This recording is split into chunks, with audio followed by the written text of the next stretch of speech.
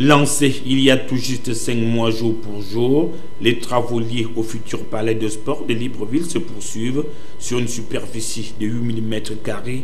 Quant au délai d'exécution des travaux, celui-ci est arrêté à 10 mois, mais la crainte y est déjà quant au retard accusé.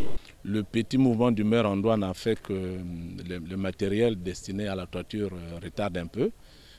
Les dispositions sont prises pour que la marchandise sorte et que les choses soient faites dans le délai encore une fois. Cet édifice devrait en principe abriter sa toute première compétition majeure dès janvier 2018 avec l'organisation de la Coupe d'Afrique des Nations de handball.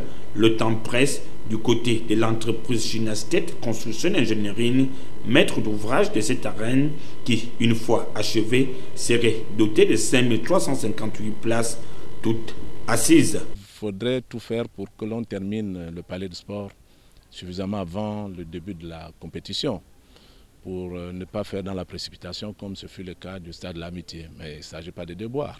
À l'heure où on est, ce chantier a déjà consommé près de 5836 m³ de béton armé. Pour coller à l'actualité avec l'avènement du septennat dédié à la jeunesse, un programme tant souhaité par le chef de l'exécutif, lequel lui est cher. Le rendez-vous de janvier prochain de la CAN de handball viendra couronner tous ces efforts. Je viens là de visiter le palais de sport destiné à accueillir et cet événement et tous les autres événements qui vont concerner la jeunesse par la suite. Je sors de là satisfait. L'entreprise nous rassure que tout est dans les délais. Il y a des actions qui sont terminées à 100%, d'autres à 90%. Mais il y a encore 2 ou 3 petites choses qui restent à faire. Grosso modo, je suis satisfait de cette visite.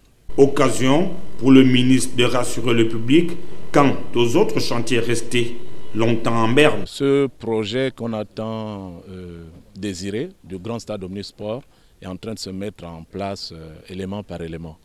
Là, nous visitons actuellement le palais de sport. Nous allons nous attaquer à la finition du grand stade Omnisport et à la construction aux alentours des équipements qui vont avec. Le tout nouveau détenteur du portefeuille du ministère des Sports et des Loisirs serait-il l'homme providentiel sur qui reposeraient les espoirs du sport national? Nous attendons de voir.